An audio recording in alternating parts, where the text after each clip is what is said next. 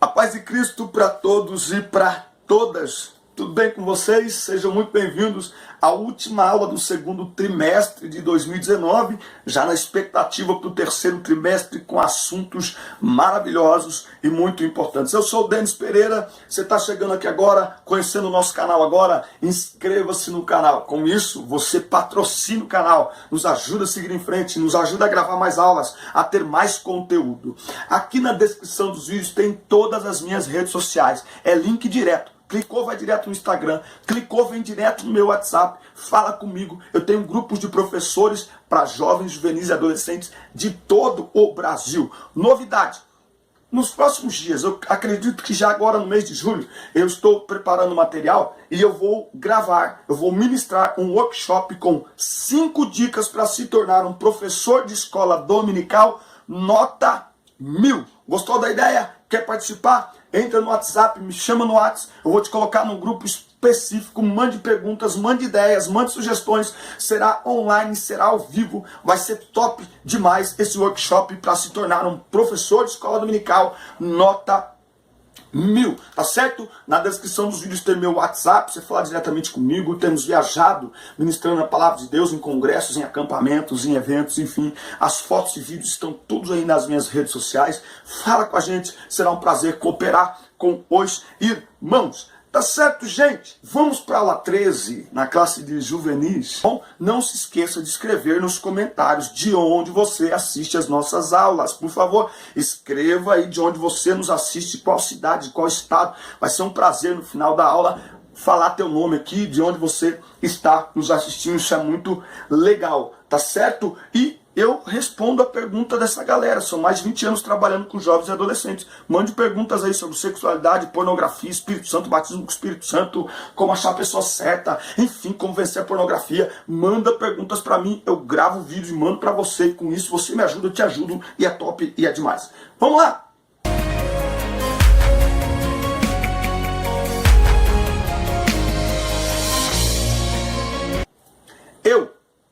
Um líder.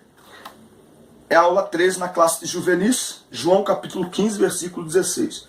Não me escolhestes vós a mim, mas eu vos escolhi a vós, e vos nomeei, para que vades e deis fruto, e o vosso fruto permaneça, a fim de que tudo quanto pedires em meu nome ao Pai, ele vos conceda.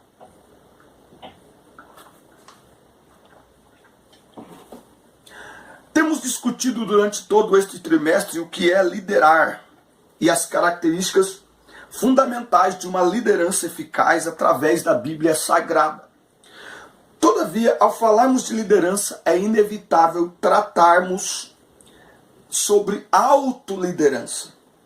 Um líder completo é aquele que, além de exercer seu chamado para abençoar a vida dos outros, exercita seus dons sobre sua própria vida, de tal maneira que se torna líder de si mesmo em primeiro lugar. Não é? O pior tipo de líder é aquele que quer ensinar o que ele não pratica. Não é? E a nossa liderança, a nossa vida como um todo, ela é exercida no discurso, mas também no exemplo. Tá? Eu não gosto de pessoas que dizem assim, por exemplo, né, em relação a pai. Pai é um tipo de líder, né? Os seus filhos seguirão seus exemplos, não suas palavras. É as duas coisas, a conexão das duas coisas. Jesus falava e fazia. Fazia e falava, Atos 1 e 1. Fiz o primeiro tratado, ó Teófilo, acerca do que Jesus começou a falar, a fazer e a ensinar. Ensinar é falar, tá certo? É igual a pregação do Evangelho. Ah, irmão, mais importante do que pregar é viver. Não, é as duas coisas. Quando a Bíblia manda ir de pregar, e pregar ali não é viver o Evangelho, é pregar, é falar, é anunciar. Então, a nossa vida, a vida de um líder, precisa ser coerente entre o que ele fala e o que ele faz. Tópico 1. Autoliderança como um dos pré-requisitos de todo verdadeiro cristão. O texto de Mateus 16 é um dos momentos áureos do Novo Testamento. É aqui que encontramos a célebre confissão de Pedro.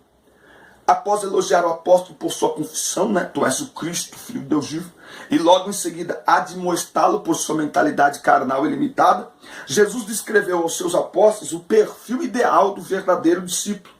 Dentre as características apresentadas, tem vontade própria, se alguém quiser vir, identificação com a causa de Cristo, tome a sua cruz. Ser cristão é carregar a cruz. Tem uma galera que quer ser cristão sem carregar a cruz. Tem que carregar a cruz. Significa o quê? Se identificar com Cristo. Achei fantástico isso aqui. Submissão total. Siga-me. Os discípulos, eles andavam tão perto dos seus mestres, tão perto, que a poeira que se levantava quando o mestre caminhava ficava grudada nos pés dos discípulos, de tão próximo que eles andavam. Salta aos olhos o imperativo irrestrito de autoliderança: renuncie-se a si mesmo. O verdadeiro discípulo de Cristo deve aprender a controlar seus próprios impulsos e paixões. O que é isso? Domínio próprio, fruto do Espírito Santo. Em outras palavras, aquele que deseja seguir a Jesus precisa ser capaz de liderar-se a si mesmo, não se permitindo tornar escravo de sua natureza carnal, mas submetendo-o ao domínio da cruz de Cristo. Então, a primeira grande marca de um grande líder, ou de um líder eficaz, é liderar a si mesmo. É autocontrole. Eu um dia, voltando da igreja, e passei por um líder de um outro departamento, e ele tinha ficado tão bravo, mas tão bravo com uma situação que aconteceu dentro do carro, que ele arrancou o para-brisa, o vidro da frente do carro com um tapa. Eu fiquei imaginando se aquele tapa fosse dado em alguém que estava dentro daquele carro. Então, tem a ver com domínio próprio, com temperança. Um líder precisa ser capaz de controlar os seus próprios desejos, de mantê-los sobre equilíbrio. E aí, esse equilíbrio, esse domínio próprio, ele vai se evidenciar em todas as situações. Nas suas palavras, no seu agir, no seu falar, nas suas atitudes, na sua liderança com as pessoas. Tá certo? Líder. Tópico 2. Aquele que sabe perder. Nossa! O padrão que a sociedade impõe sobre nós é perverso. Há uma exigência de sucesso contínuo que tem adoecido boa parte das pessoas ao nosso redor e também dentro de nossas igrejas. Existe das pessoas que elas nunca errem e que jamais pequem ou que nunca percam. Mas quem pode suportar esse jugo de perfeição? Quem é capaz de viver neste nível de qualidade onde não há espaço para falha? Simplesmente ninguém. Ele está dizendo que a sociedade cobra isso de nós, mas eu vou além. Nós, como igreja, cobramos isso das pessoas. Primeiro, nós, enquanto líderes, não nos permitimos errar. Tem muito líder se sentindo mal. Tem muito líder até depressivo, porque errou. Porque cometeu um erro que acabou envergonhando e sendo vergonha diante de muita gente. Eu ministrei hoje, é quinta-feira, ontem, quarta-feira, eu ministrei. O tema foi: seja humano. A Bíblia diz de Davi ela diz de Davi o que não diz de ninguém. A Bíblia diz assim, ó, um homem, olha o que Deus fala. Diz assim, ó, eu já procurei, eu já encontrei um homem que é segundo o meu coração. Falando com Saul, ó, te rejeitei, e Deus diz assim, ó, ei, eu encontrei um homem que é segundo o meu coração. Esse Davi, o homem segundo o coração de Deus, pecou, errou. E o que eu acho fantástico na Bíblia é que ela não esconde o erro, a queda de grandes heróis. Sabe para quê? Para nos lembrar que a unção, que a graça, que o cargo, que a posição, que o poder do Espírito Santo não faz de nós um homem de ferro, um homem de titânio. Não! Todos nós continuamos sendo seres humanos. E isso precisa ser enxergado em relação aos outros e em relação a nós mesmos. Então, por que Davi, o homem segundo o coração de Deus, caiu? Porque era humano. Por que Sansão, o homem mais forte da história, pecou, caiu, falhou? morreu de uma maneira humilhante. Pode-se dizer sim, de certa forma sim. Ele poderia ter vivido muito mais, ter feito muito mais. Ah, mas ele matou muito. Eu sei que ele matou muita gente, mas ele poderia ter construído muito mais coisas. Ele poderia ter uma história muito diferente, como a história de José. Por quê? Ser humano. E talvez esse seja o segredo de José, de Daniel. Entender que o líder é humano. Que posição de influência, que posição de destaque não coloca sobre nós uma armadura de divindade, não, humanidade. Nós não podemos esquecer da nossa humanidade. O líder é humano. Permita-se errar, permita-se reconhecer que errou. É muito duro, até emocionalmente, um líder não poder expor os próprios erros, porque a gente passa uma imagem de perfeição para as pessoas. Sabe por que líderes têm dificuldade, por exemplo, de falar com a meninada sobre a questão da pornografia? É porque quando vai falar de sexualidade, o líder coloca uma armadura de liderança. E aí ele, bom gente, nós vamos falar aqui hoje sobre pornografia, essa coisa do capeta, essa coisa do diabo. O adolescente não se conecta com ele, porque parece que ele está diante de um cara supra-santo. Parece que ele está diante de um cara num nível que ele diz assim, ah, mas você conseguiu o quê? Aí a Bíblia fala assim, lá em Tiago 5, Elias, um homem sujeito às mesmas paixões. Sabe o que falta em nós? Não é santidade, é mais humanidade. A humanidade nos faz reconhecer que somos finitos, imperfeitos, frágeis.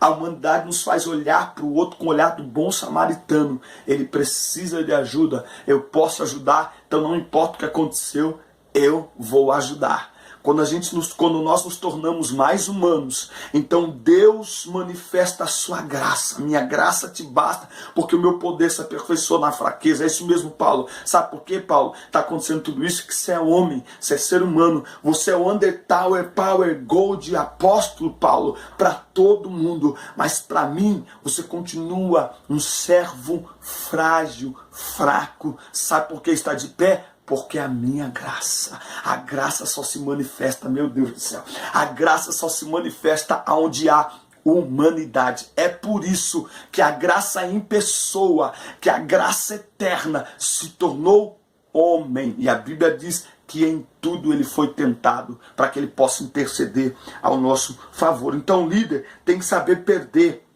O líder tem que saber o tempo que ele fica doente. O líder tem que conhecer suas emoções. O líder, para ter autocontrole, tem que ter autoconhecimento. Cristo faz uma delicada, mas profunda narrativa das promessas que recaem sobre aqueles que, a despeito dos infortúnios da vida, receberão de Deus o máximo do reino dos céus. É sobre isso que Jesus também falou em Mateus 16, 25 e 26.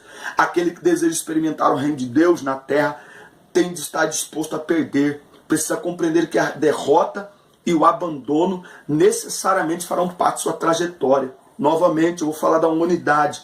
Eu amo a Bíblia porque a Bíblia mostra a humanidade dos grandes heróis. Lá no final, a Bíblia vai dizer de Paulo. Paulo vai dizer, olha, traga os meus livros. Traga a minha capa que ficou em Troade. Todos me abandonaram. O que Paulo está sendo ali? Humano. Humano. Vou dizer de novo, o que falta em nós é sermos humanos, mais humanos. Um líder tem que ser humano, saber que é humano e ser humano com as outras pessoas. Não achar que vai ganhar sempre, não achar que tudo vai dar certo sempre. Entender que ministério e que vida com Deus também é feito de perdas, pessoas que você vai ajudar e que não vão dar a mínima, pessoas em quem você vai investir e elas vão te decepcionar. Isso é a humanidade das pessoas aflorando, é a humanidade, e você tem que ser humano. Nós não lideramos máquinas, nós lideramos pessoas, seres humanos. Infelizmente, derrotas e frustrações estarão em nosso caminho. Entretanto, devemos ter a firme confiança de que as derrotas suportadas em nome de nossa fé em Cristo são vitórias retumbantes sobre o pecado, o mundo e Satanás. Talvez você nunca tenha um ministério tão grande e reconhecido como você almeja. Quem sabe lhe falte apoio financeiro para seguir o projeto de Deus em sua vida. Todavia, nunca faltará em seu coração ânimo e esperança. Todas as vezes que, apesar das carências e das necessidades, você tiver convicção de que abençoou mais uma vida e levou mais uma história aos pés da cruz, a alegria virá ao seu coração. Permita-me dar um exemplo prático aqui e pessoal. Eu trabalho com jovens e adolescentes há mais de 20 anos. Eu vou falar aqui sobre a minha experiência aqui no YouTube.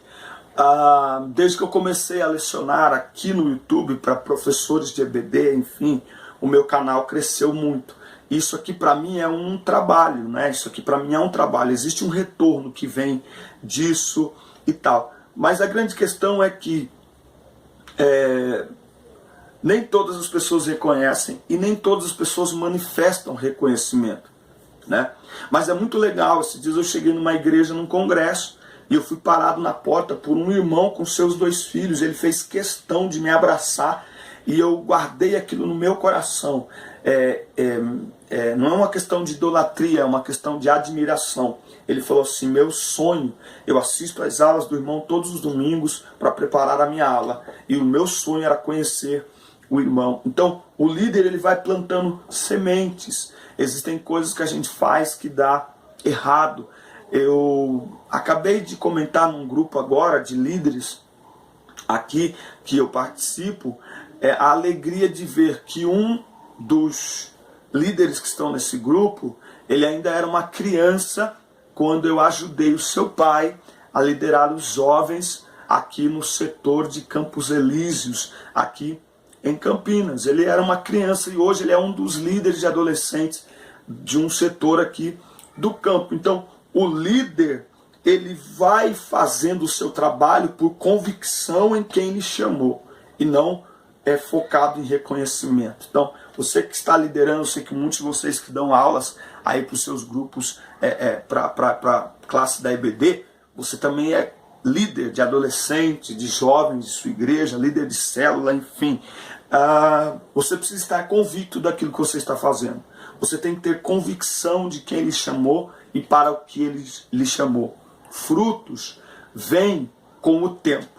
Fruto não vem na mesma hora. Então o trabalho que você está fazendo nesse trimestre, ele não vai dar resultado nesse trimestre, tá? Então eu falo isso com a experiência de mais de 20 anos. O que você está plantando agora, principalmente trabalhando com o jovem adolescente, você vai ver o fruto daqui 10 anos, daqui 15 anos. Esse é o processo natural. Algumas coisas no meio do caminho vão acontecer mais rápido, pode até acontecer, mas o processo natural é esse, não é? Então quando você tiver, muitas vezes você vai chegar em lugar que você vai até ter esquecido o que você fez. Alguém vai lhe mandar uma mensagem, alguém vai lhe abraçar, e aí você vai ver que o seu trabalho está gerando resultados. E por que eu confio que o meu trabalho gera resultados? Exatamente por causa do conteúdo e do material. A palavra de Deus. Onde a palavra de Deus é ensinada, tem resultado, pode ficar tranquilo. Eu, um líder ou um gestor. É comum que em sua cidade haja muita dúvida em seu coração sobre o seu futuro. Nossa, mas ainda quanto aos caminhos a seguir, dedicar-se ao ministério que Deus tem lhe dado e viver em função deste chamado, ou investir em sua formação educacional, profissional, para tornar-se um profissional bem-sucedido para a glória de Deus. Na verdade, essa separação é artificial e mentirosa. Quem diz que é necessário ser alguém sem qualificação pessoal para tornar-se um ministro de Cristo? Pelo contrário, tornar-se um profissional de referência em uma determinada área glorifica Ele e, ao mesmo tempo, seja um cristão fervoroso e atuante no reino. Por que existe esse pensamento? Porque a gente ainda escuta até hoje aquela frase de efeito: Deus não chama os capacitados, Ele capacita aqueles que escolhem.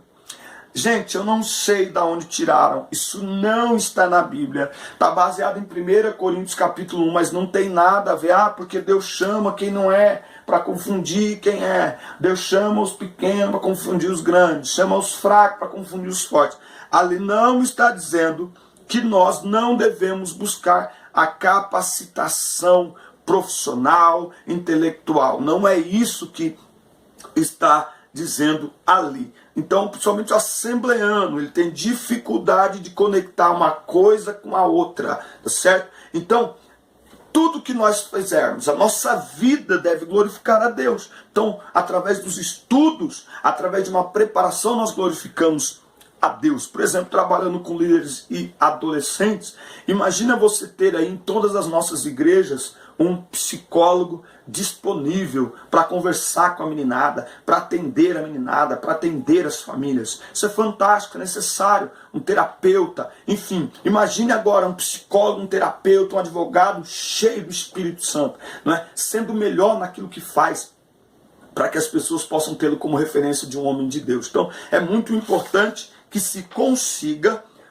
trabalhar estas duas coisas. Dedique-se ao estudo, mas nunca faça-se de Deus. Cumpra seu ministério através dos dons e talentos que Deus lhe deu, porém lembre-se de que a sua vida educacional, profissional, está inclusa em seu ministério. Não há separação entre vida secular e espiritual. Nós somos um ser único. Então, as duas coisas têm que caminhar juntos. Eu sou muito jovem para liderar? Acredite, grandes histórias têm inícios despretensiosos. Talvez hoje sua juventude e inexperiência levem você a desprezar as pequenas oportunidades que Deus te concede. Saiba, porém, que é de agora que um futuro maravilhoso começa a ser construído. Tá? Então, eu falo aqui para professores, aproveitando esse último tópico aqui, muito jovem para liderar, a liderança, ela nasce através de pessoas que acreditam em nós. Então eu termino essa aula com essa pergunta. Você acredita nos jovens da sua igreja? Você acredita nos jovens da sua sala de aula? Eu não dou mais aulas na IBD os últimos 2 anos. Por quê? Porque eu coloquei o Léo para dar as minhas aulas. Quem é o Léo? Ele é um adolescente de 16 anos, que eu enxerguei nele potencial para dar as aulas na classe de adolescentes. Então eu estou saindo de cena nessa área de dar aula, ministro aula, às vezes os irmãos chamam a gente final de trimestre, a gente vai lá e ministra aula, aqui no YouTube ministrando aula para os irmãos, mas ali na sala de aula, eu quero ter o prazer de sentar e ouvir um dos meus discípulos a dar aula, tá certo? Então, é engraçado que a gente prega e ensina que o jovem, ele deve se dedicar para a obra de Deus, mas muitas vezes nós somos a trava que impede isso, porque nós olhamos para eles e falamos assim, mas eu acho muito jovem para pregar. Eu acho muito jovem para assumir uma responsabilidade desse tamanho. Então nós temos que, com oração, com acompanhamento, ir cedendo espaço para que eles também sejam instrumentos de Deus e descubram cada vez mais seus talentos e habilidades para servir no reino do Senhor. Amém, gente? Aula linda, né, gente? Parabéns, tá? Trimestre fechado, com muita bênção, Deus abençoe vocês. Eugênia Paula, escrevendo aqui para nós, Márcia Fernandes, Miriam Ferreira, Jadel Alves, gente, escreve de onde? Coloca a cidade aqui, William Souza, Cristiane Aires, Elias Duda, do sul de São Paulo, Tapecerica da Serra, irmã Miriam Ferreira falando aqui com a gente, Cláudio de Miranda lá de Belo Horizonte, Minas Gerais, Tiago Flamengo, Juan de Oliveira lá de Brasília, Kathleen Cristina, o cantor José Newton Barros do Mato Grosso em Rondonópolis, Letícia Moreira, ela está aqui falando com a gente, Kleber Loirim está aqui também, Adriano Campos, Renato Melo, Fabiano Carvalho, Itajubá, Minas Gerais, enfim, muita gente escreve para nós, Jacilda lá de Boca do Acre, Amazonas. Gente, Deus abençoe vocês, até o próximo trimestre, assista a culta, compartilhe e fique na paz, e até mais, valeu.